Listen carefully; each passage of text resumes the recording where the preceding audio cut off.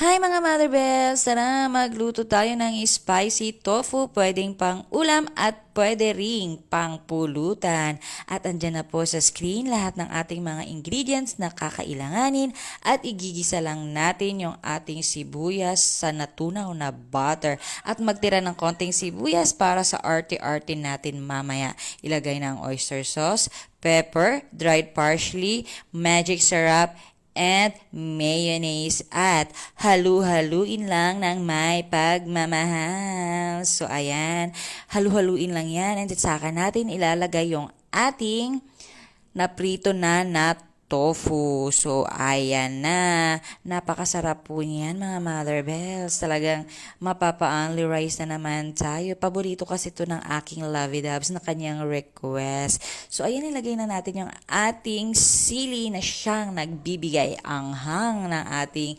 tofu. So, ayan, halo-haluin lang yan ang may pagmamahal. At syempre, lagay na natin yung kakapiranggot nating sibuyas na para pang arty-arty natin. Syempre, ang mahal kasi, kaya kukonti lang. So, o jiva, umaapaw sa sarap yan, mga Mother Bells. Mapapa-only rice na naman tayo. Tara, kainan po. Bye!